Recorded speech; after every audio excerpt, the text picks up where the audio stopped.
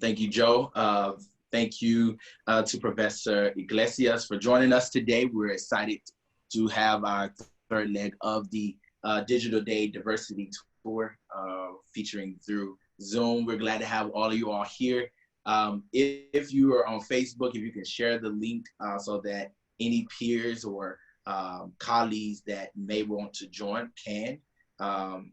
So please share the link with colleagues. We're delighted again to have Professor Iglesias here, and I want to read some information about her so you have some knowledge on her background. We have an esteemed colleague with us today by way of the University of Miami. Professor Iglesias holds a BA magna cum laude from the University of Michigan in a Juris Doctorate with honors from Yale Law School. She's the co-founder of Latina and Latino Critical Theory, Inc., LatCrit Incorporated, which she incorporated in 1998 and co-directed till 2003. In 1997, she designed the Project for Legal Economic Development, Justice, Equality, an innovative clinical program to promote micro-business development, immigrant rights, and the use of NAFTA law, labor, environmental side accords through workshops, community-based study circles, and outreach to underprivileged high school students.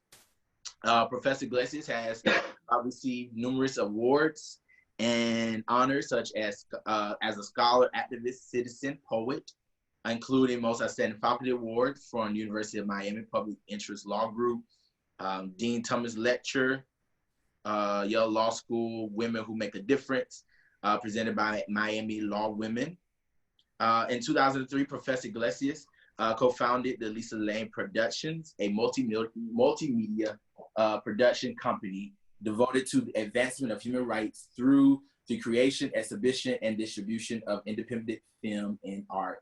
Her first documentary is entitled Scaring Miami, Anarchists, RoboCops, Corporate Globalization, explores the mass convergence of labor, environmental, peace, and justice activists in Miami, released in November 2003. In November 2003 to protest the free trade area of Americas. Other media works in progress include a multimedia project entitled Katrina, the privatization of security and the militarization of public services, and a non-linear interactive DVD entitled Assaulting Truth. Professor Iglesias teaches courses in constitutional law, institutional criminal law, and more. Professor Iglesias has been a licensed private pilot since 2003, and she received her instrument flight rules, our IFR rating in 2006. We're delighted to have her as she will dive deep into LatCrit. So round of applause to Professor Iglesias. All right, thank you very much. I'm going to first of all just share my screen and make sure that I'm all set up to, and all right, we're good to go. First of all, thank you to Joseph, Colon, and Kwame Phillips for inviting me to participate in your Digital Diversity Days. It's an honor to join you in the company of Professors Montoya and Chang, both of whom I've known for years. And it's a pleasure to talk with you about LatCrit. As you can see from this opening slide, I have prepared a PowerPoint presentation to accompany my lecture. So I want to make an initial disclaimer that this PowerPoint includes many slides that contain images and photos currently available to the public on the internet and are displayed here via Creative Commons license. I've provided citations to the sources for the slides and do not in any way claim ownership or authorship of the images. What I'm doing in this presentation is connecting the dots from a LatCritical perspective. So here you see a slide in the background of my opening, which is an image of stairs. And it conjures to me many ideas pertinent to my project. The idea of climbing up, of progress, of moving closer to something, to the truth. The stairs are also an exertion. It takes effort to climb them. These stairs in particular appear narrow and slippery. One might fall. the fall would be hard because the stairs are made of stone. And perhaps the key idea is sedimentation. Each of the steps rests upon the step beneath it. Being a step below does not make it a subordinate, but foundational to the steps it makes possible for others to access. This is how I think of LatCrit theory. So for me, LatCrit is a practice of legal theory production for emancipation, for liberation, and of institution building specifically within the legal academy. The term Lat reflects a focus on identities, specifically Latinx identities, the particular histories and realities of Latinx people, both within the United States and beyond the territorial boundaries of this country, because identities equals perspectives. The term crit reflects a commitment to theoretical analysis that is motivated, informed by commitments to anti-subordination and anti-essentialism. If you notice the name on the left side of this slide, it says LatCrit, Latina and Latino Critical Legal Theory, Inc. LatCrit, I incorporated it as a nonprofit organization under the laws of Florida in 1998. And LatCrit is actually a doing business as name for Latina and Latino Critical Legal Theory, Inc. Now, I want to point out that this is 1998, and the idea of putting Latina before Latino was at that time to invert the gender hierarchy, reversing the order. Today, young people have popularized the formulation Latinx, which I wholeheartedly embrace as preferable to in transcending the binary rather than simply reversing the hierarchy. Doing business as LatCrit obscures the problematic by eliminating the all and which goes first and which goes last and replacing it with crit. But the fact that it was still there, often misstated by people who are not familiar with the Articles of Incorporation, shows another element of what I think LatCrit theory is about and is central to my presentation, which is the difference between appearance and reality, between surface effects and underlying forces. So LatCrit aims to expose and transform the ways law institutionalizes relations of domination and subordination around essentialist categories. Each word of this sentence is packed with meaning. To expose means to reveal what's hidden. Hidden in order to manipulate and deceive, hidden because of false consciousness, because of a disconnect between reality and the stories that are made to pass as reality, stories invented to explain to us why the world is the way it is, and constitute the conditions of possibility and impossibility that we confront. But exposing is not enough. Understanding the forces, structures, and forms of consciousness that oppress is critical, but humans are embodied and embedded in a particular context. That context is a material world. It's a historical world in which history is both the ground of possibility and its limitations. So to expose is never enough. LatCrit's theoretical aim is not just to inform the curious, but to transform reality. And law is the specific field targeted for transformation. So LatCrit is a movement in critical legal theory. Why is law so central? Well, relations of domination and subordination are constituted in many ways, and one of the ways that they are constituted is in and through law. Combating the reiteration of these relations requires a multi-dimensional approach to law and to legal analysis because law operates in many different ways. It's a discourse producing doctrines, understandings of the world in the way it should be and the way that it is. It produces structures, specifically structures of power and authority. It organizes institutions. And so to engage law is ultimately to critique power, and power is both material and mental. And as you see here, I refer to structures, doctrines, and institutions constructed through law. But all three of those have mental dimensions and material dimensions of power. And so dealing with that is part of what legal theory aims to do. So I sent Joseph and Kwame 2 articles, and I'm not going to presuppose that in exam periods all of you have read them, but the first article that I sent you, which I have the citation here to the University of Miami International Journal of International and Comparative Law, is the first one. And in it, I wrote, and I plan to share with you, a genealogy of the historical and conceptual emergence of critical legal scholarship in the American Legal Academy.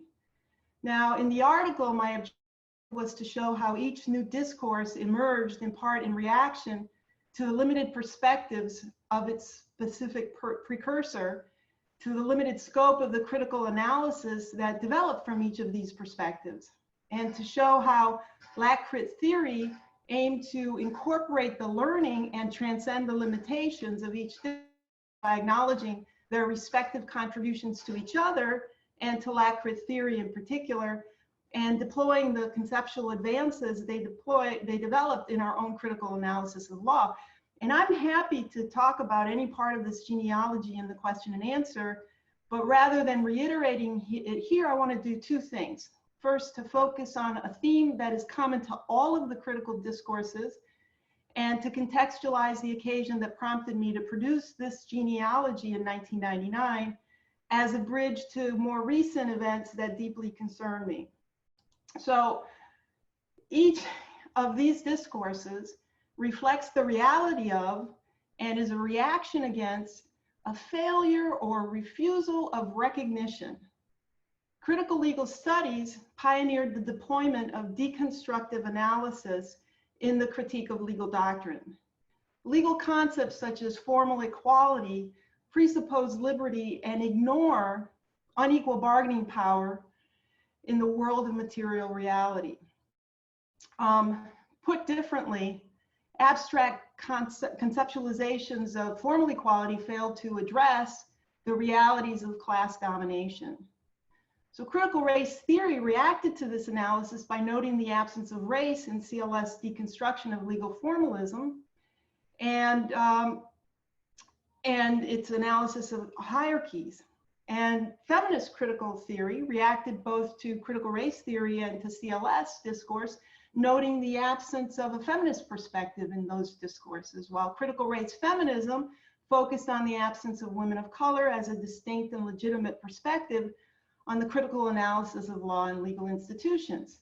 Asian Pacific American critical legal scholarship arose from the absence of Asian perspectives, and LatCrit focuses on Latino and Latina particularities. So my point today is that the genealogy of critical legal theory in American Legal Academy has been a struggle to reveal and make legally relevant that the absent is present. The fact that it's not visible doesn't mean that it's not present and operative. It just means that the lens through which we're looking at the world doesn't allow us to see it. Not seeing what is absent can be as debilitating to the project of liberation as not seeing what is present. So my second objective is to contextualize the occasion that prompted me to produce the genealogy in 1999. And by 1999, the substantive objectives of the LatCrit project were well underway, as we had by then produced 4 years of conferences exploring the difference that difference makes in terms of identity, positions, and perspectives on the critical analysis of law. And during the next 4 years, after the first conference in Puerto Rico, which retroactively came to be known as LatCrit 1, I had led the planning committees and conceptualized and drafted substantive outlines for 4 more LatCrit conferences, including a conference on how LatCrit would take up the 3 generations of human rights. Now, the institution building aspects of the project were also well underway, as I had that year filed articles of incorporation, established the board of directors at LatCrit 4, and began to explore other institution building initiatives, including the organization of the first LatCrit colloquium on international comparative law, to be held in conjunction with the summer broad program in Spain for students throughout the National Legal Academy. It was in this context that I was writing the genealogy in order to launch a transatlantic dialogue with Spanish legal scholars who were invited to participate in that colloquium. And my objective was to orient Spanish legal scholars to some of the theoretical discourses and conceptual frameworks that LatCrit was drawing on to create our own intervention in the unfolding body of critical analysis of law in the American Legal Academy. So this slide has two photos taken by unknown authors and licensed under the Creative Commons license. It reflects the context in Spain, which was particularly ripe in 1999 for launching a LatCrit dialogue with Spanish legal scholars for, among other things, in October 8th of 1999, a London magistrate had committed General Augusto Pinochet for extradition to Spain, where he would stand trial for 34 counts of torture and 1 count of conspiracy to commit torture. And the order was in response to a petition that was submitted to the UK by a Spanish judge seeking to extradite Pinochet for crimes committed in Chile but prosecutable in Spain under Spain's universal jurisdiction law. So Chile had its own, Pinochet is the former dictator of Chile, and Chile had its own September 11th in 1973. You see Pinochet here on the left. He led a military coup to overthrow the government of a democratically elected socialist president, Salvador Allende, who was elected in 1970. And on the right side, you can see a Creative Commons photograph of the military deployed in the streets of Santiago. So before the September 11th military coup, Chile had been a model democracy in the region, and the collapse of Chilean democracy ended a succession of democratic governments in Chile, which had held elections since 1932. So in the first months after the coup d'etat, the military killed thousands of Chileans, both real and suspected leftists, and forced their disappearance, and the military imprisoned 40,000 political enemies and arrested some 130,000. And notwithstanding this brutal violence in the first 3 years after the coup, and to some extent because the violence was cast as a struggle against communist subversion, the Nixon administration not only worked to create conditions for reception of the coup, but immediately recognized the junta government and supported it in consolidating power. And so you see Henry Kissinger here shaking Pinochet's hand. And when Kissinger learned in 1999 of the actions against Pinochet, he promptly published an article against universal jurisdiction. Universal jurisdiction is a form of jurisdiction under international law that allows states to prosecute a small number of crimes, regardless of the place that they occur, regardless of the nationality of the victim or of the perpetrator. These crimes are atrocity crimes, and torture is one of them.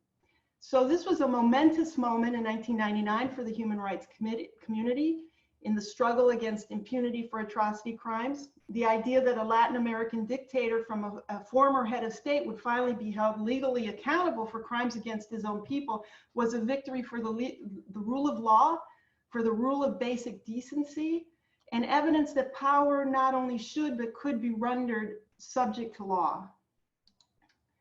Now, U.S. support for the overthrow of President Allende in Chile was part of the United States Cold War strategy against the Soviet Union, which dominated U.S. foreign policy since World War II. And this slide was published by the journalist and author William Bloom in 2013. It lists governments that the United States is believed to have supported in the overthrow or attempted overthrow, and whose societies were thereafter turned into theaters of low-intensity conflict. It includes, as you just peruse it, you can see a number of Latin American countries listed there: Guatemala, Cuba, Chile, Bolivia, etc.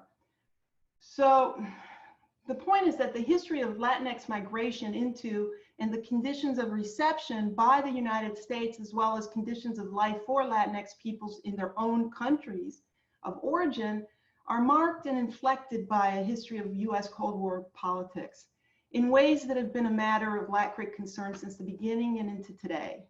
Which leads me to the second article I wanted to share with you. When impunity, and this one I published in 2018, UC Davis Journal of International Law, When Impunity and Corruption Embrace, How the Past Becomes the Future in the Struggle Against Torture and Genocide. I published that article as my contribution to the LatCrit South-North Exchange, which was held in Guatemala in May 17th and 18th of 2018, to commemorate the 5-year anniversary of a 2013 genocide trial of another former head of state and military dictator, Rios Montt. So this slide includes 3 images by unknown authors available through Creative Commons. And it captures some of the dynamics that made Arbenz a CIA target. He was believed to be a communist because he introduced land reform to Guatemala and antagonized the United Fruit Company. Like Chile, Guatemala has a history of military dictatorships. As in Chile, the overthrow of a democratically elected president installed a military dictatorship that unleashed a period of immense violence. In Guatemala, this initial coup triggered 30 years of military dictatorships in a cycle of coup and counter-coup.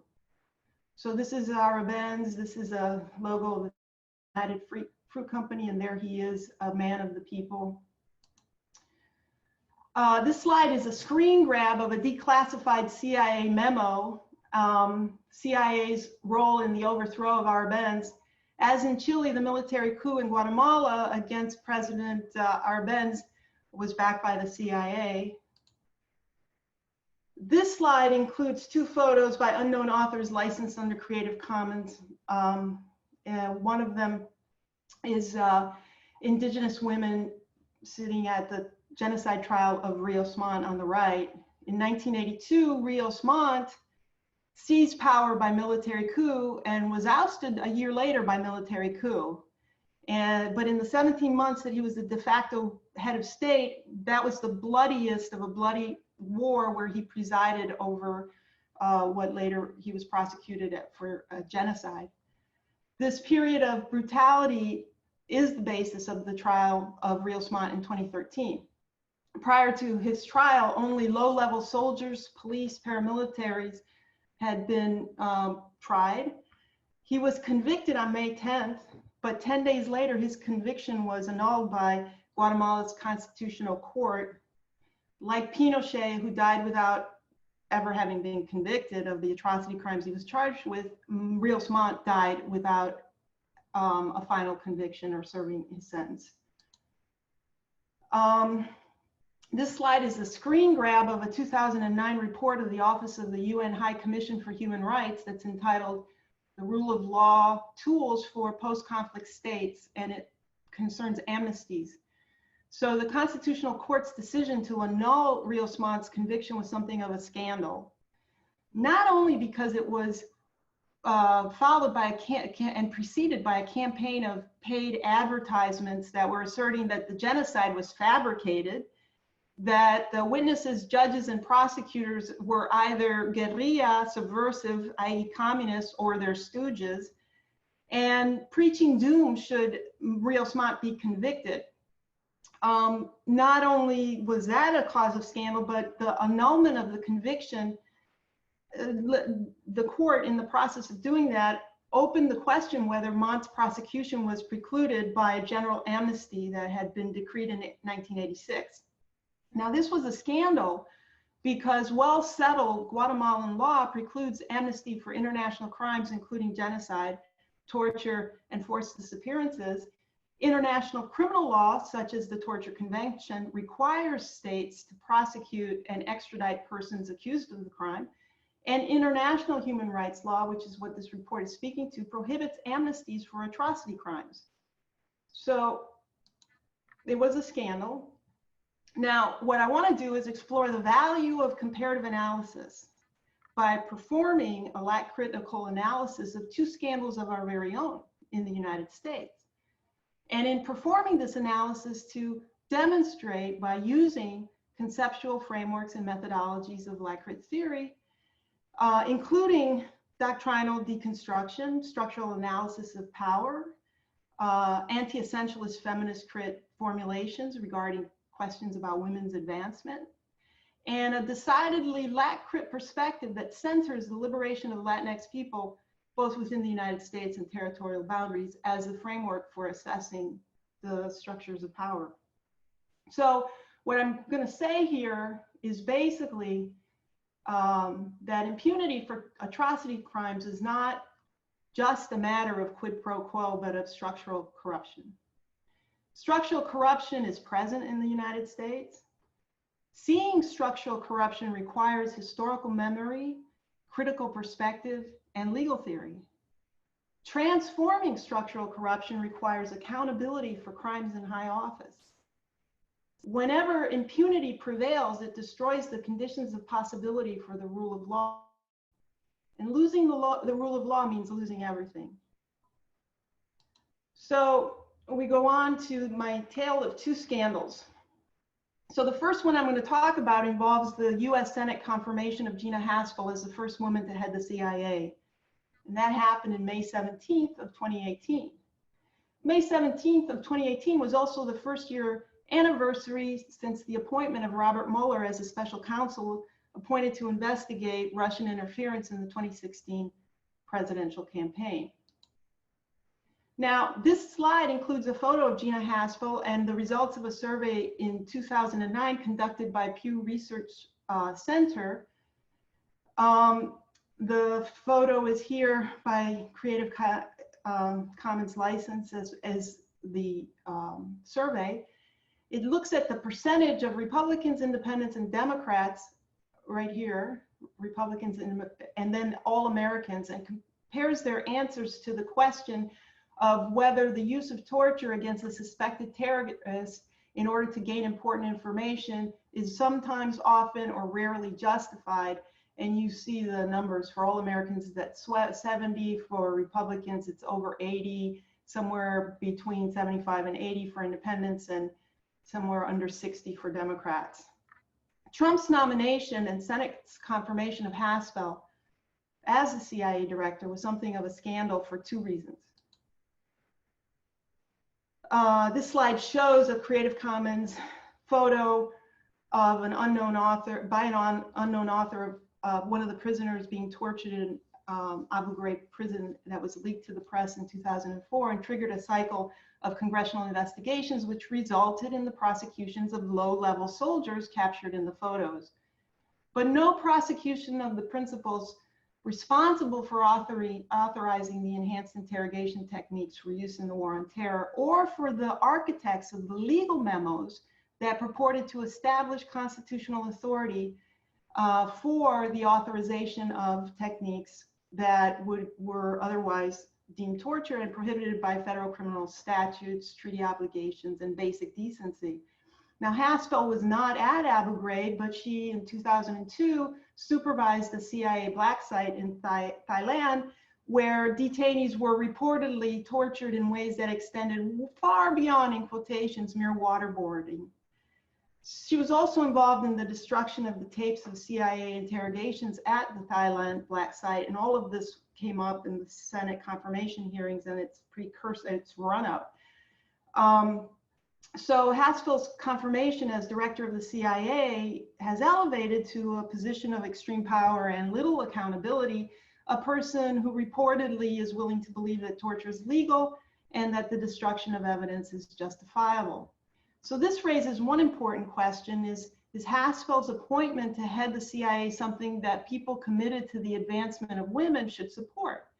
What does the advancement of women mean from a feminist perspective, from a critical race perspective, from a LatCrit perspective? The slide here shows a tweet from Trump on April 25th, one of the many instances during the first year of Robert Mueller's tenure as special counsel where he denied trying to fire the special counsel. So this leads me directly to my second scandal, which you may be surprised to realize the scandal that I'm referring to is not the scandal of Americans colluding with Russians to interfere in an American election, nor is it the scandal of the year-long public spectacle of the presidential efforts to obstruct, bully, lie about his efforts to derail the investigation into these crimes. But both of these are scandals, but the scandal I'm interested in is a different one. It's the scandal of structural corruption, of what that might mean. A scandal that is hard to see unless you come armed with knowledge of constitutional law, original intent, and the history of the Office of Independent Counsel. This is a scandal that we can begin to get at when we ask ourselves, why is the special counsel tasked with investigating high crimes against the Trump administration so vulnerable to Trump's threats of dismissal? The short answer is because Mueller was not an independent counsel. He was a special counsel, and that makes all the difference in the world. As a special counsel, Mueller was appointed by the Deputy Attorney General and could be removed by the Deputy Attorney General, who was himself an at-will employee of Trump. What this means in a nutshell is this: while contrary to Trump's claim in this tweet, he could not actually fire Mueller directly, but Trump could fire the one person who could fire Mueller, the Deputy Attorney General. And that means that Trump had a potentially very powerful way of stopping Mueller. He could order Rosenstein to fire Mueller and fire Rosenstein if Rosenstein refused to fire Mueller. Now, when you look at it like this, it seems pretty clear that this arrangement of power creates an inherent structural conflict of interest. Of course, there are better ways of structuring prosecutorial power to secure its independence from this kind of conflict of interest, but that takes us to the story, to the scandal that I really want to focus on. Now, this slide shows a photo by an unknown author licensed under the Creative Commons license depicting a constable whose eyes are blind to the spectacle that surrounds him because he's wearing a blindfold of bribes. And that would be quid pro quo corruption. It conjures, but does not quite capture the essence of the bigger scandal. Bigger scandal is the story of how we came to find ourselves in a situation of having a structure of power that couldn't be more vulnerable to conflicts of interest. So the question again is, how did this come to be? And the story circles around a Supreme Court case that I want to deconstruct. And that case is Morrison versus Olson. So this slide is a screen grab of a photo of Alexia Morrison, who was the independent counsel for the Reagan administration at the time. And she is speaking to the Washington Journal on C-SPAN. Morrison versus Olson was decided by the Supreme Court in 1988. And this is a slide published by Insights in 2020, and it's licensed by Creative Commons. Morrison, it has Richard Nixon saying, "I'm not a crook," one of the famous things that he did say. Morrison took up the constitutionality, the case took up the constitutionality of a statute, which was called the Ethics in Government Act, or the Independent Counsel Act, which was enacted in 1978 in response to Nixon's Saturday Night Massacre, which he was under investigation by a special counsel named Archibald Cox. And Cox was demanding that Nixon turned over some tapes. And Nixon told him to drop the investigation, and Cox refused. And so Nixon turns to his attorney general, who today is William Barr, and at that time was Elliot Richardson, and he tells Elliot Richardson to fire Cox, and Richardson refuses. So Nixon accepts Richardson's resignation. And then he turns to his deputy attorney general and orders him to fire Cox. When he refuses, he takes that guy's resignation. Then he turns to his solicitor general, and that solicitor general fired Cox. After firing the special counsel, Nixon was forced to resign under threat of impeachment. And that happened in August of 1974.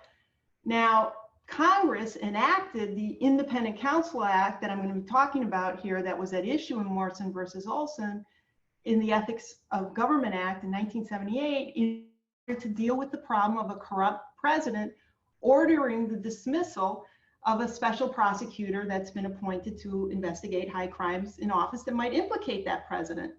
And the statute did really three things. It created the Office of Independent Counsel. It moved the power of appointing that counsel from the Attorney General's office to a special division of the federal judiciary, which was made up of 3 judges, federal judges, Article 3 judges, by the Chief Justice of the Supreme Court. And it provided that the independent counsel could only be removed for cause, and that removal was subject to judicial review. Now, the idea is simple. When there's enough credible evidence to believe that there's criminal activity by a person in high office with close relationships to the president or the president himself, you need to have a prosecutor that can't be fired at the pleasure of the president or someone who serves at the president's pleasure. So what happened then? Well, Morrison versus Olson involved criminal charges against a lawyer in high office, that is the Assistant Attorney General of the Office of Legal Counsel during the Reagan administration. The House Judiciary Committee was investigating the Environmental Protection Agency. There were allegations that there were some shenanigans, and the director of the EPA was advised by the Office of Legal Counsel not to produce documents in response to the House demand. And so later on, another committee of the House was investigating that confrontation between Congress and the executive, and Olson was the attorney whose advice in that earlier matter was being investigated. And he was called to Congress to testify about the advice that he gave to the EPA administrator to withhold documents from Congress, and was subsequently charged for giving false and misleading testimony to Congress. And he was ultimately not, the indictment was dropped, but the case was challenged. What did Olson do? Olson's response: the best defense is a great offense. And he filed a lawsuit challenging the constitutionality of the Ethics in Government Act. Specifically, the appointment and removal powers being taken from the executive and from someone accountable to the president and being given to a court which was not accountable to the president. Now, this raises all kinds of technical issues. I do those issues with my students in common law, but what I focus here is on the very interesting and really transportable issues that have to do with separation of powers.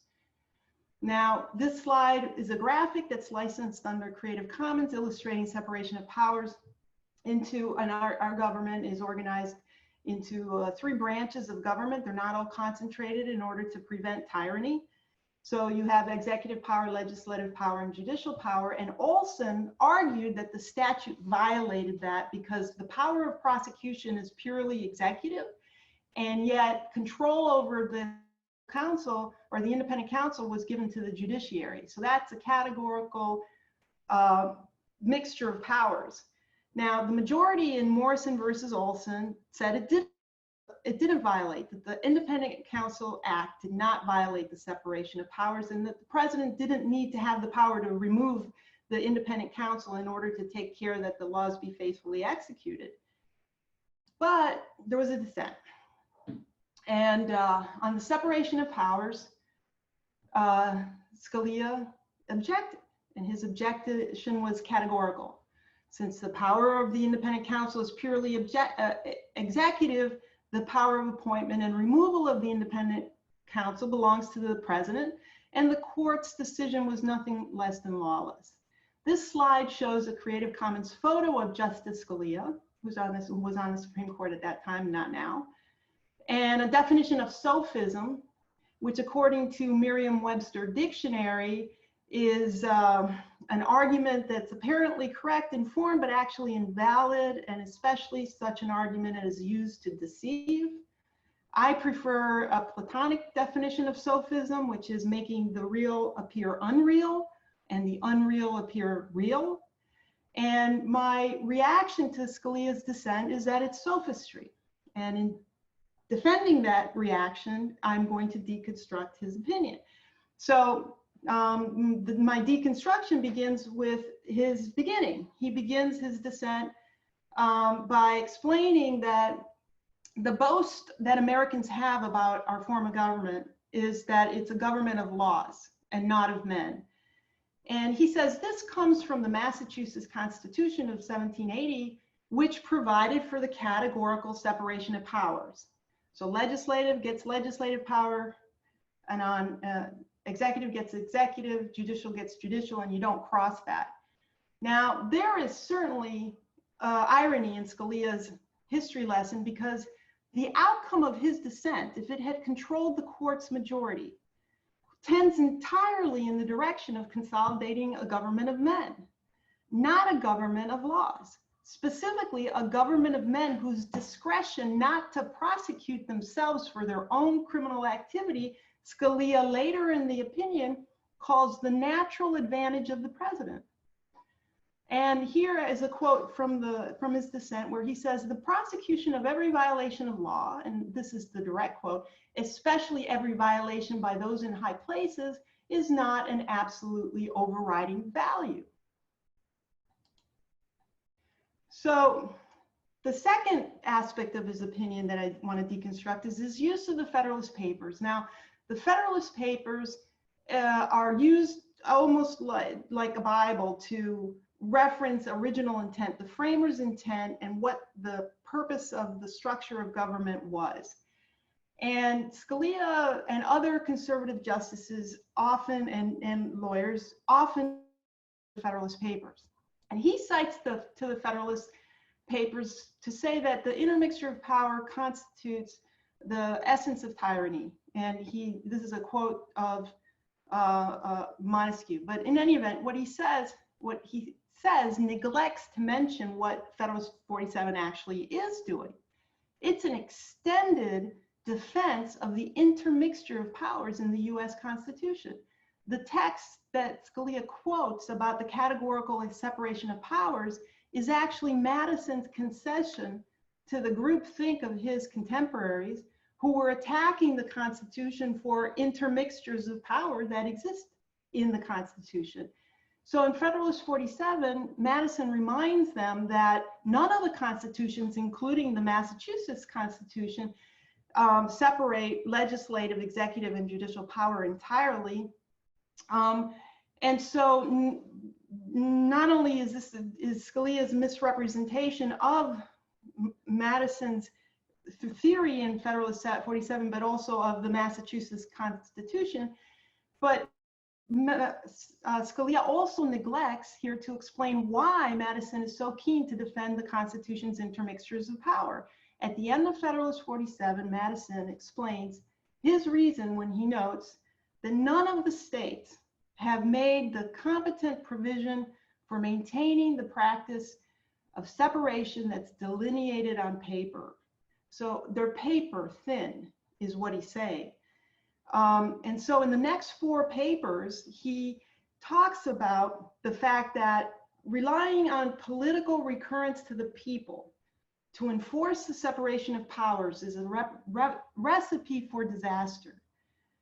Relying on the people to correct usurpations of power, he says, is disorganizing, and a better approach, the one he actually is arguing for, is that checks and balances need to be made internal to the operation of government, and intermixture of powers turns out to be the way to do that.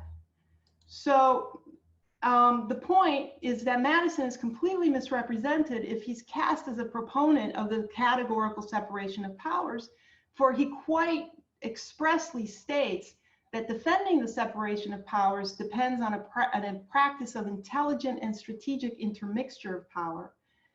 So Madison would probably, in all likelihood, based on a clear reading of Federalist 47, be a proponent of the Ethics in Government Act, precisely and to the extent that its intermixtures of power make effective in practice an axiom that he talks about in Federalist 10, where he says, no man is allowed to be a judge of his own cause because his interests would bias his judgment.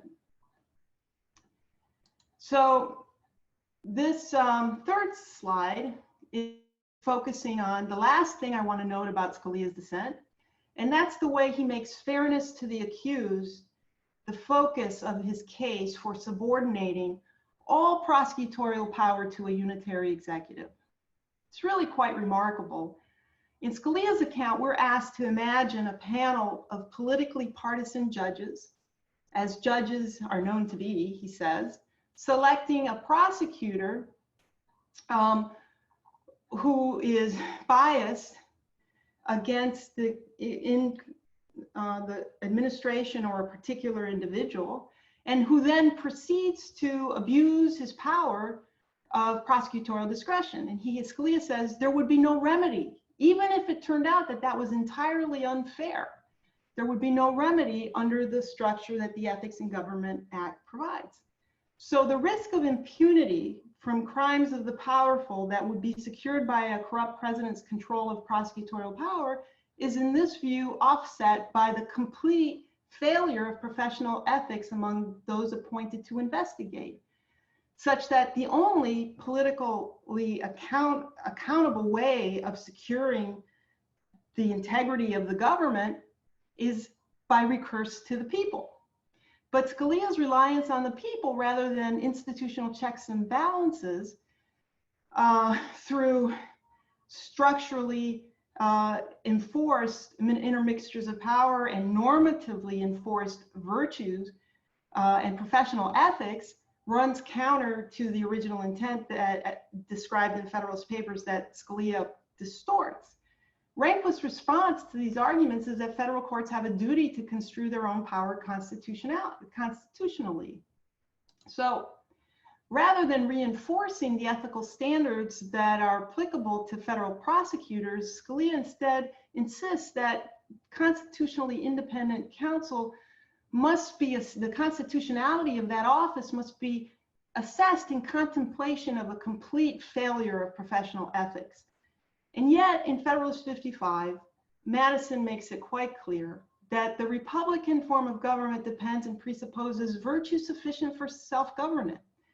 And without it, he says here, were the pictures which have been drawn by the political jealousies of some of us faithful witnesses of the human character, the inference would be that there's not sufficient virtue amongst men for self-government, and that nothing less than the chain of despotism can restrain them from destroying or devouring one another. So not everybody is a fan of original intent arguments, but this is a distortion of the original intent. And the question you might have is, so what? What's the big deal? Scalia was a lone dissenter, so his opinion and interpretation of the Constitution didn't control the outcome of the case. And anyways, he's no longer on the court. The Independent Counsel Act was upheld at, as constitutional. What does this have to do with the scandal of Gina Haspel's confirmation or of Robert Mueller's first year not knowing whether he was going to be fired from day to day? Connect to Rio Smont's genocide trial in Guatemala? Well, to understand the big deal, and I'm not going to go on much longer because I'm getting to the punchline that we've been working so hard to get to. We do need to go forward in time a bit. Okay, so there are two forward. One is in the world of human events, which requires us to know a little bit about the fate of this Office of Independent Counsel, whose constitutionality was upheld in Morrison versus Olson. And the other is the world of legal theory, in which we have to learn the fate of this doctrine that Scalia invokes in his dissent of the unitary executive. So those are our two paths. And the first one is going to be the destruction of the independent counsel. So the independent counsel was upheld in Morrison, but it had a sunset provision. And although it was reauthorized several times since the time of Nixon, there was a Republican filibuster that prevented its authorization when it lapsed in December 1992. Now in 1994, President Clinton at that time, embraced the idea of the Office of Independent Counsel, signed a reauthorization bill calling it a foundational trust between government and its citizen. And then Justice Rehnquist appointed Appeals Court David Santel to head the special division. And the special division, the judges, appointed Kenneth Starr to head the IC investigation to the allegations of illegal land dealings that were implicating Clinton. Now, these two photos are by unknown authors licensed under Creative Commons license. The photo on the left is Special Prosecutor Robert Fisk, and the photo to the right is Monica Lewinsky with Bill Clinton. Now, Judge Sentell was nominated to the bench by North Carolina Senator Jesse Helms and promptly distinguished himself as being on the extreme right wing of a right-wing circuit.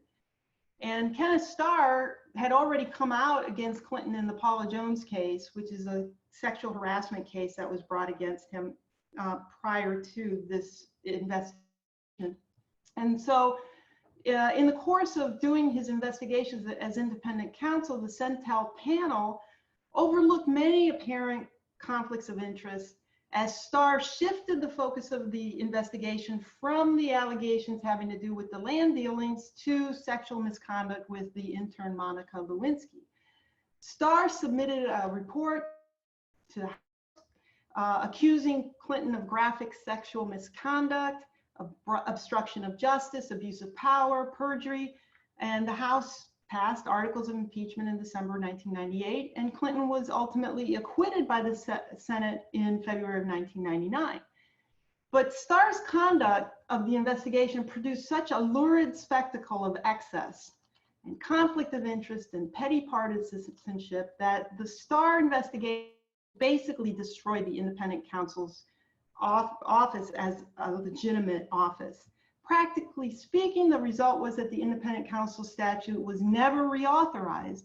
And that's why we found ourselves treated to the spectacle of Trump's repeated threats to fire Mueller, until Trump finally was able to secure the resignation of Jeff Sessions as Attorney General, replace him with William Barr, who is now his Attorney General, who pulled the plug on Mueller's investigation in ways that continue to reverberate throughout the country.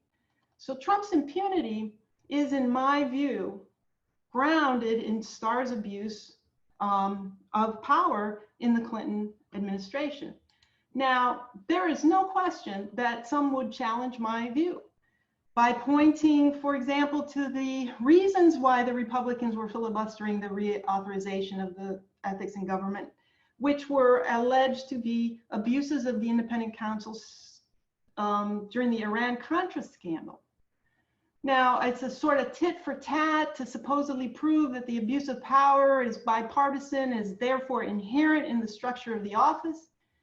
But from a LatCritical perspective, there's a fundamental difference between the Reagan administration's actions in Iran-Contra, which involved funding a covert war that terrorized the people of Nicaragua in order to overthrow the government of Nicaragua, and Clinton's sexual affair and cover-up. The US support for the Contras not only violated constitutional separation of powers because the Constitution gives the Congress control of the purse, and by selling illegal arms and using the profits to fund the Contra, this was a usurpation of the power of the purse. It also violated the express intention of Congress as reflected in Boland amendments that prohibited funding the Contras to overthrow the government. And it violated international law on the prohibition on use of force against the sovereignty of another state in the absence of self-defense. So the difference between these two is just phenomenal. But Republican Party partisans had it out for the office since that Iran-Contra investigations, and only allowed the statute to be reauthorized when they saw the opportunity to use it against Clinton. So now we're getting closer to wrapping this up. Was Scalia right? What Scalia lost by being the lone dissenter as a matter of constitutional jurisprudence, he won as a practical matter. The fact that the Starr investigation was viewed as an abuse of power of the independent counsel by a biased prosecutor enabled by a panel of partisan judges only served to vindicate Scalia's dissent in Morrison.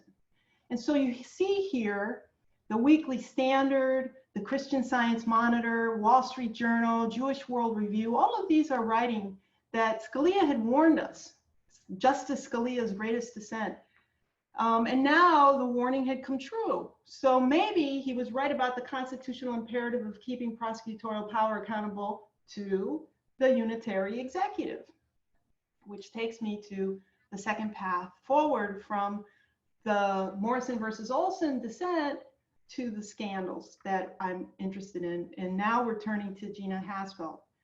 Now, the second path forward is that Scalia's opposition to the independent counsel was based on his view that the Constitution vests executive power in the president. The Ethics in Government Act violated Scalia's understanding of the unitary executive by vesting a portion of executive power, specifically the power to investigate and prosecute high-level officials in the executive branch, and putting that in a federal court. So this theory of the unitary executive is a very interesting animal. And I suspect most people familiar with references to this unitary executive today in 2020 imagine it to be a well-established doctrine of constitutional law grounded in the original intent of the framers, which is how Scalia presents it in his dissent in Morrison. But you may be surprised to learn that Scalia's Morrison dissent is the very first time the concept, the words unitary executive appears in SCOTUS reports. In fact, until around the time of the torture scandal, which erupted in 2004, you'll only find four appearances in SCOTUS opinions of the unitary executive, the first one being in Scalia's dissent in Morrison versus Olson. And not once of those 4 times does it appear in the majority opinion. So here's the interesting question. And this slide reflects efforts, there's many efforts by different scholars, this is one of them, to count and compare the use of the phrase unitary executive across different administrations. And this is Christopher Kelly's at Miami University. How is it that a doctrine that has received so little traction in the Supreme Court enjoyed such a robust life in the executive branch? And so much so that the unitary executive has been called the doctrine behind the presidency of George W. Bush, because his administration used it repeatedly as grounds to expand the asserted scope of executive power. Now, this slide is a screen grab, and I don't expect you to read all that text, but it is to show you this memorandum for Alberto Gonzalez, Standards of Conduct of Interrogation under 18 U.S.C. This is known as the Bybee Memo of 2002. And what I'm looking at here is you're looking for the unitary executive.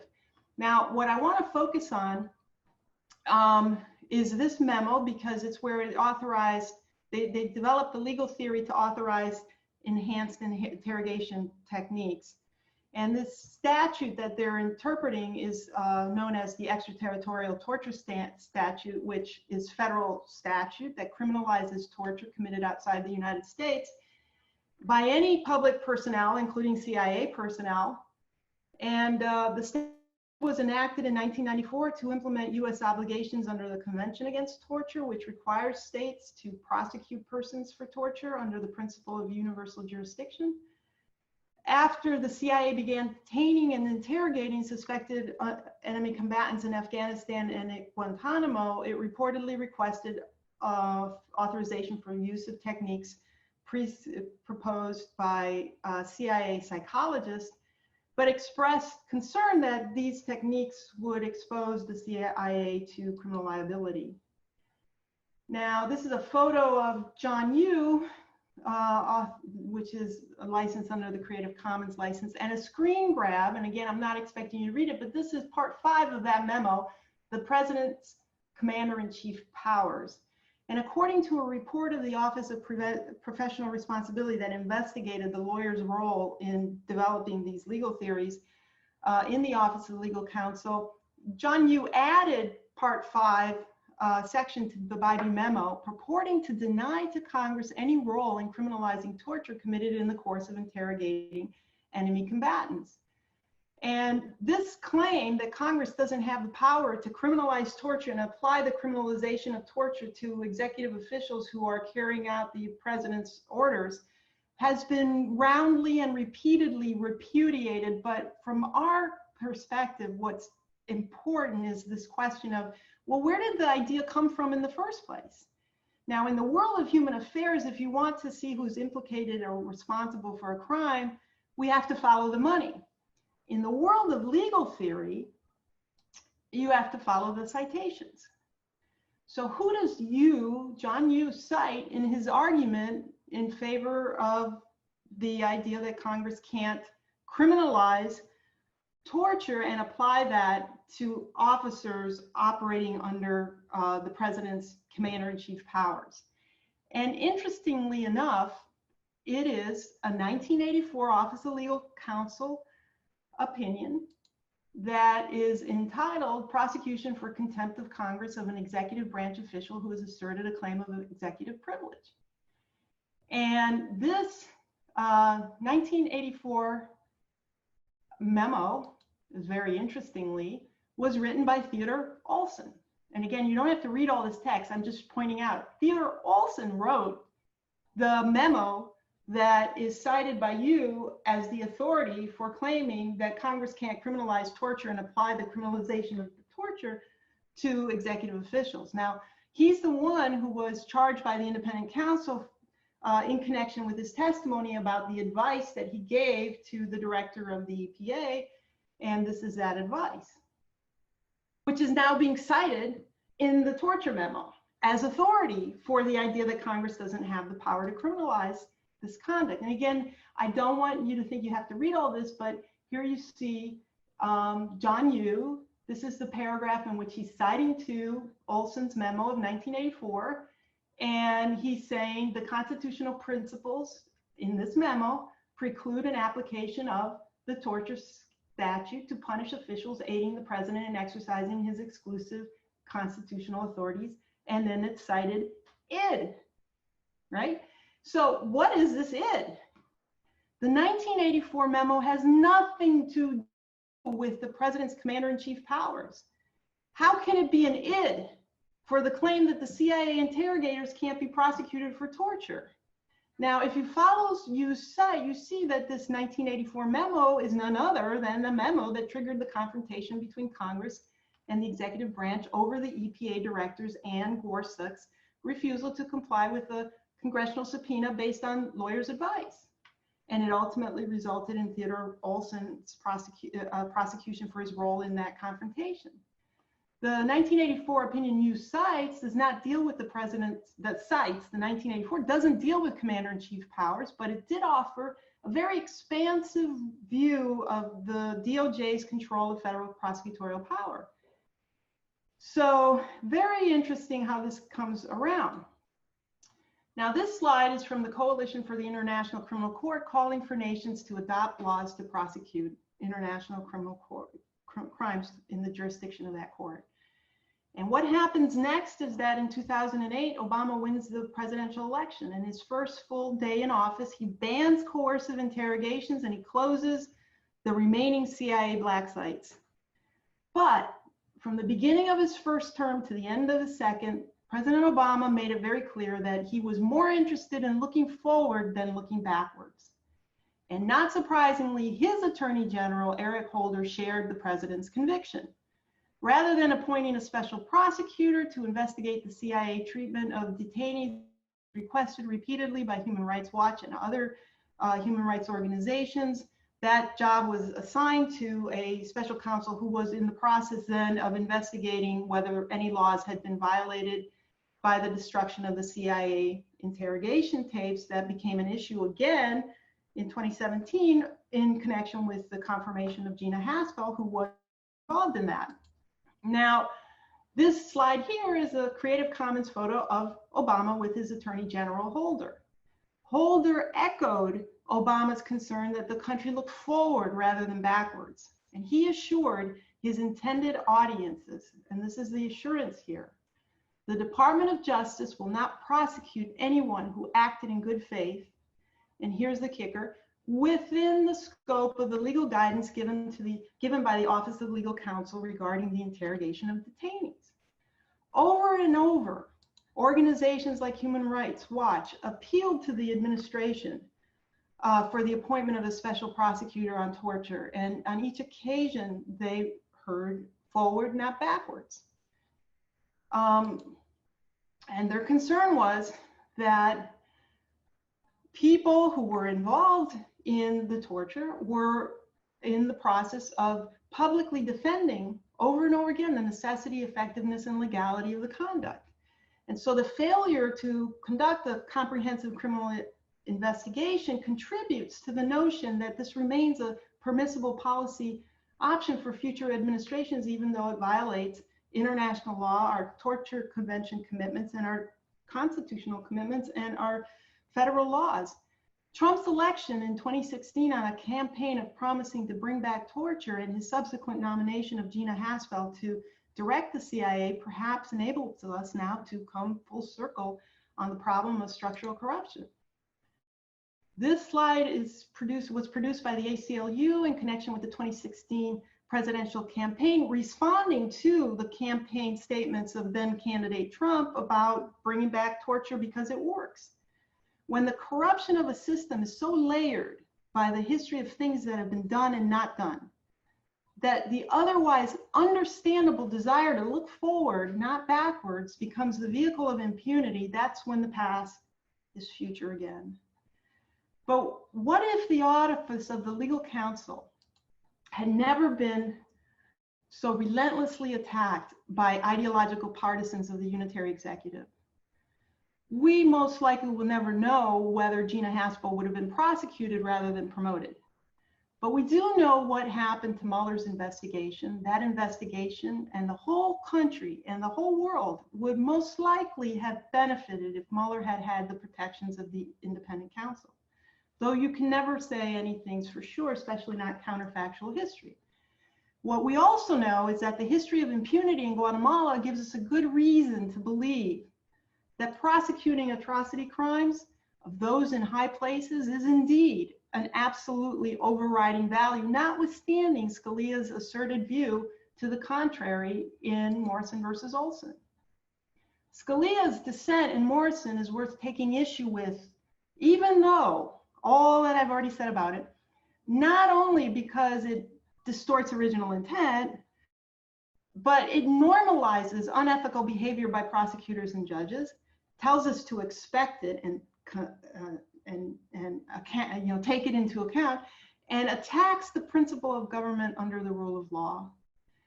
Not just for that reason, but because of the sophistical manner in which it dissimulates these moves in the guise of securing accountability to the people as the only satisfactory and constitutionally authentic remedy for corruption.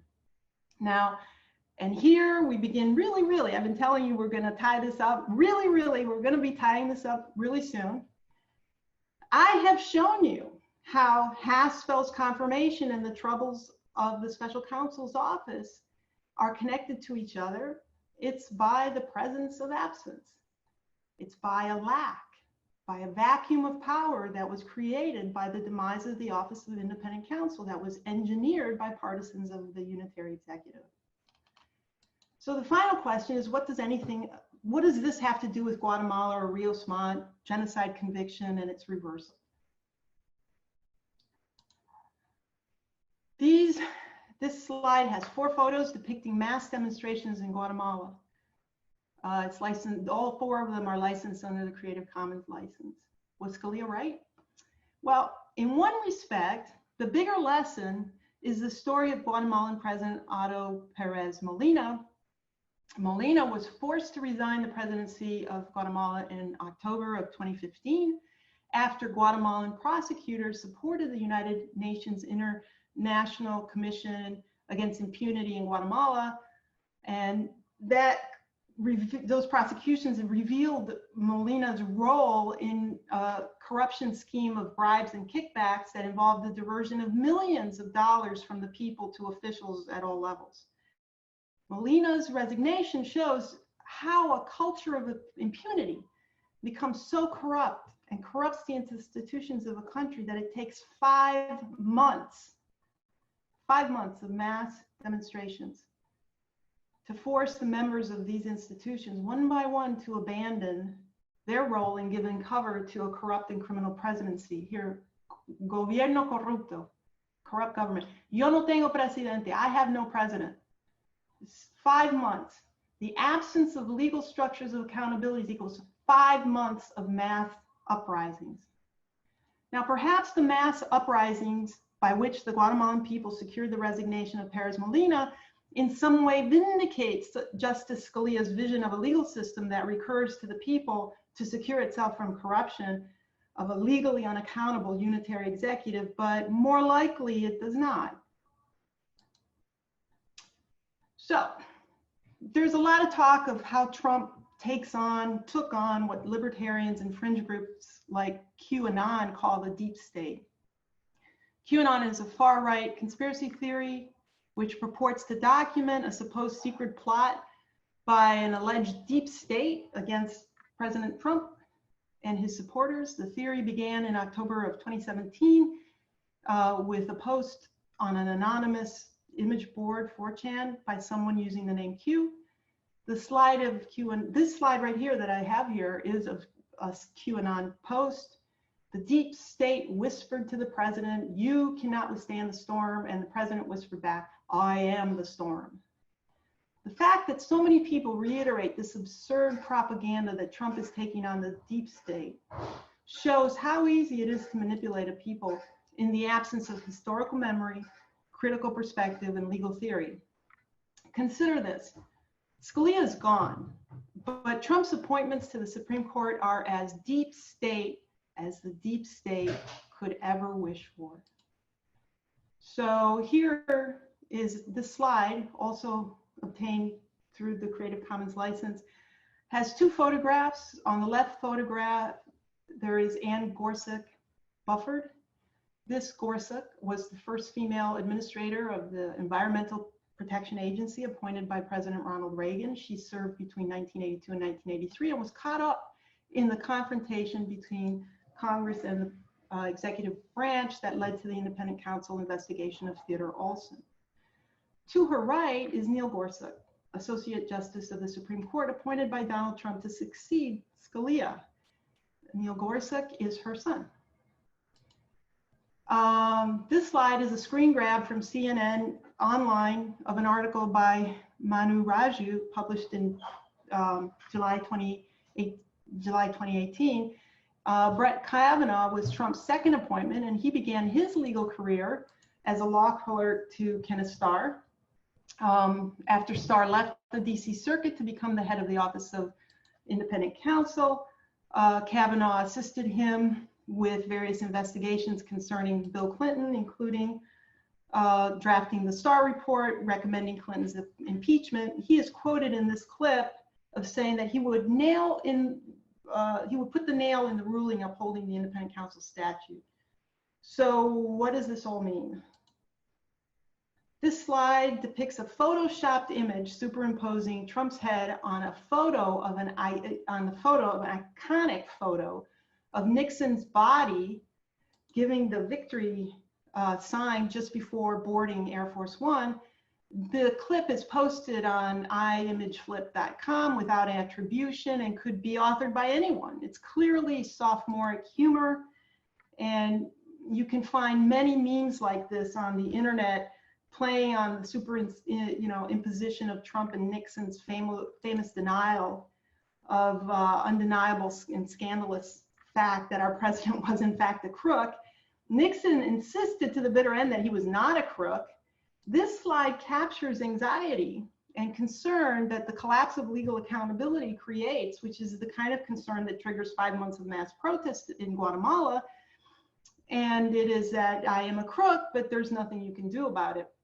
Now, LatCrit uses interdisciplinary critical analysis to intervene in legal doctrine and institutions in order to reaffirm the rule of law and direct it more fully towards justice. So the end note here is let's everyone fight with all of our resources to ensure that the impunity that's signaled in these kinds of moments of anxiety never comes to be.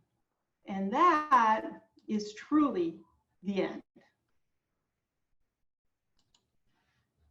Are you guys still there?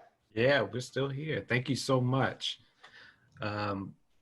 So at this point, we are at the 5 o'clock mark, but if you have any questions, please send them our way now. If we don't have questions, Oh my. Okay. Stop sharing. Okay, got it. Okay, There now we I can go. Awesome. Let me, so I'll pose a question. So where do you see LatCrit as far as the implications, particularly now politically? Where do you see it going in the next, 2 years or even 5 years? Well, certainly, LatCrit was going to have a conference in Colombia in September. The pandemic is something that everybody has to adjust to. I think that moving into the internet to Zoom is going to create opportunities and limitations on the ability to convoke, to exchange opinions, to continue to build momentum and continue institution building.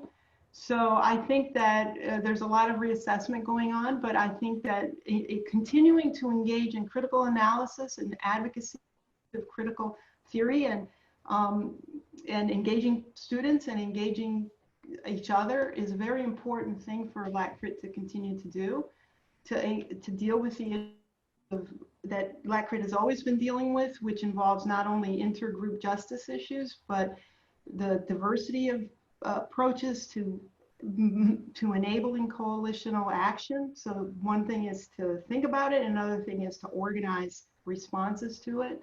I think there's a lot underway. Awesome. And a lot of uncertainty, in part because of how long is this going to be the vehicle through which we interact. So, and a lot of our folks that are participating today, probably want to know exactly how they could utilize this in their work. How do you see higher education actually implementing a lot of these the LatCrit work, particularly in time of of uncertainty? Okay, well, I think it's really important for you notice that what my presentation was focused on was a lot of reality, a lot of power struggles that are not visible on the surface, that it requires education, and higher education is an important conduit to the world that is organizing and imposing its power throughout the society. So either, it's interesting because the mental is affecting the material, but to access it and to transform it, you have to access it at the mental level. And so that's a plug for higher education. Regardless of what's happening with respect to the pandemic and the shelter at home and all of the separation, the social distancing that's imposing, it's so important not to interrupt your pursuit of higher education. Education is empowerment, and education is the vehicle of access to the levers of power that by accessing those levers, you can actually affect it. And so, so one of the most important thing is to stay the course. I see something. Yep, there's a question. Robert, Professor Chang has a question. His question is, what does LatCrit have to say about current electoral politics? Okay, and what aspect of current electoral politics in particular? That's a great question. It's also a very, very loaded question, depending on where it's coming from. So electoral politics right now is also embedded in a structure. Racial polarization by President Trump. I think that the struggle is to counteract that and to not buy into that. The co-host has stopped my video.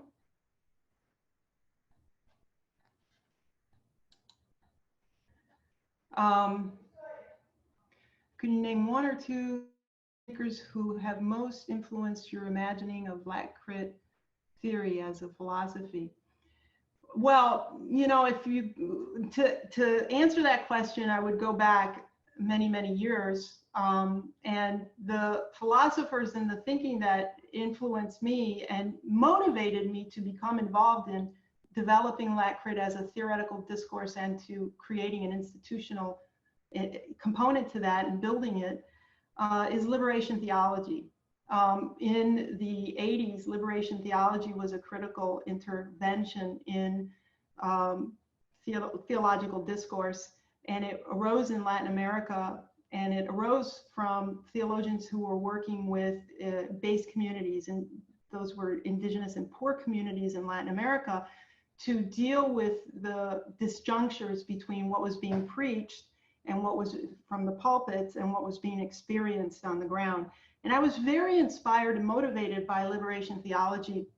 Now it is many, many years later, it's 30 years later, and from this perspective, with ecofeminism and indigenous populations developing their own theories, which I have been studying, there's a way in which liberation theology, which arose in the Catholic Church in Latin America, is very conservative, very staid, very problematic in some respects.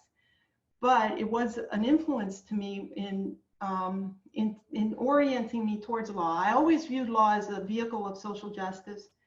I always took it very earnestly and seriously, the rule of law, the theory, the concepts, the integrity that goes into understanding a concept, its beginning and end, and repudiates the notion of manipulation through rhetoric, of lies. Those were all things that were just like anathema to me, in part because I came to the law informed by and interested in doing the law, because I thought philosophy by itself was just not engaged enough, and not equipping me to actually participate in the transformation of society in a way that would make it more just. In a soundbite, how do we take the time to educate through mass media, like you did using historical memory to explain Mueller investigation? That's a question from Sherry, and that's a very nice question. I want to tell you that I was so delighted to receive this invitation, because this was my opportunity to share some of the things that I've been thinking and writing about. I think that these are, like I said, the institutions of higher education are so valuable, so important to defend, to protect, and to inhabit, and to hunker down into them as platforms for exchanging ideas, learning from each other, empowering each other. Those institutions, they are so precious to us. And so I want to, again, thank the organizers, thank you all, and also encourage you to, to stay connected and fight for this. And this is the platform for, launching into the world and also bringing others behind you forward.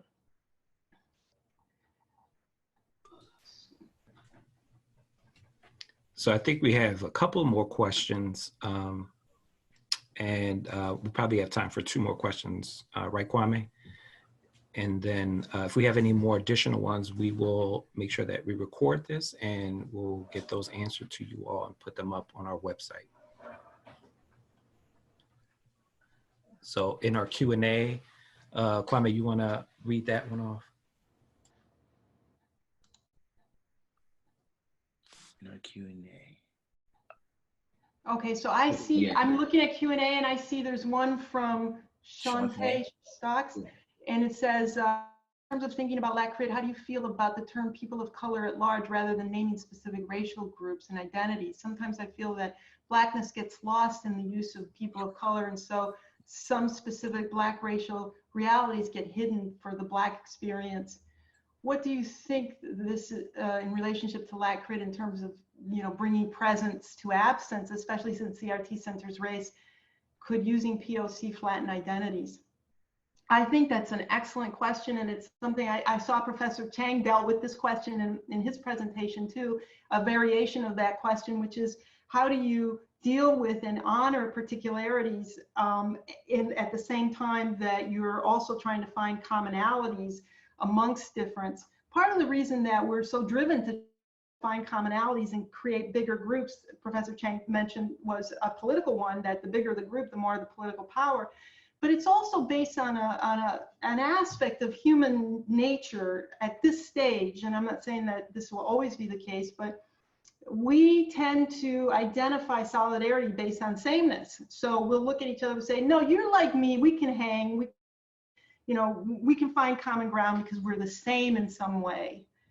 And when we say, well, you're different, then that's a statement of separation from something, whereas learning to value difference without turning it into sameness is part of what we struggled with in conceptualizing LatCrit, and always organizing the early LatCrits in a way that was about things like rotating centers. So the idea behind rotating centers was you have a group of multiply diverse people. You can't focus on everybody at the same time, but it's not proper to just say, well, those of you who are like each other go into separate breakout rooms, and then you can talk about your problems and come back and then we'll share each other, that way.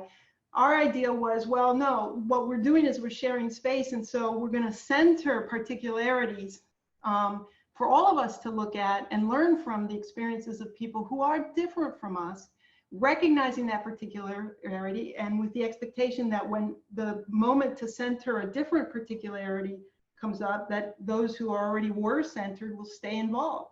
So the idea you're talking about Black racial identities getting lost in a people of color tries to say, oh, it's all we're all different from each other, and so that's homogenous quality that we all have.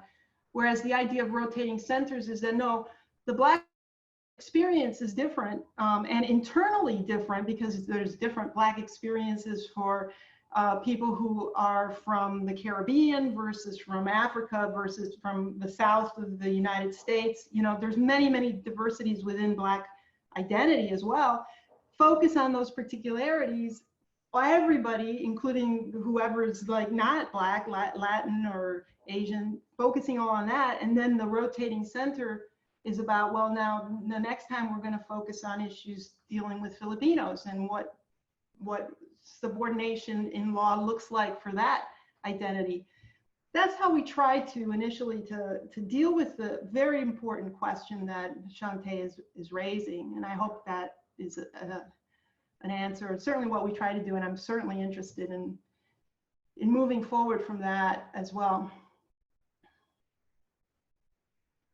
So I see another question from Professor Chang. Latinx workers are often very essential workers during this time. Will this translate into any change in immigration policies or worker rights or compensation? That's an excellent question, because the policies that are being presented under this administration is so terrible, and including, well, I just lost the question, but including that issue, which has to do with the initial response was, let's shut down all immigration, and then the response to that was, well, but wait a second, we need the workers. And then the response is, well, they can have the exception, but there's no support for them, and certainly no stimulus checks for them, no increased rights. So I think that there's going to be a lot of need for activism and for lawyers in particular to be aware of what's going on, and to assist people who, we're going into a potentially very dark period right now, and the light is keeping the light going is really going to be a important part of coming out of it successfully. Seriously, that's a wonderful question, and it is an issue right now. As is it the same issue of workers in meat packing factories and meat processing factories, who the president has ordered through the Domestic Production Act, which is a World War II statute that allows him to issue orders about production to private companies, ordering that they remain open, and workers working in that industry are dying of exposure to COVID-19. So we have a lot of anti-subordination at work ahead of us. And so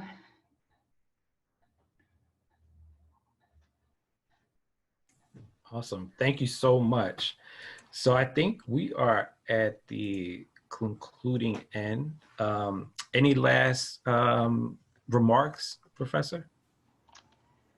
I want to repeat, thank you so much for inviting me. It is great to see you at such a robust showing of students and your community, because I know that right now is still, you know, under pressure of classes and under pressure of exams and all of that, that you take time out to hear a presentation on, you know, LatCrit theory and social justice and those kinds of things is really commendable and remarkable. And I'm delighted, honored to have been invited to speak with you. And I look forward to seeing the recording. Well, we'll make sure we get it up in the next 24 hours, but we really want to take this time and say thank you for providing us with such great content. And so we look forward to possibly bringing you to campus at some point once this is all said and done. And so we are just delighted to have you as part of the inaugural year for the Digital Diversity Days. And I hope you had a good time.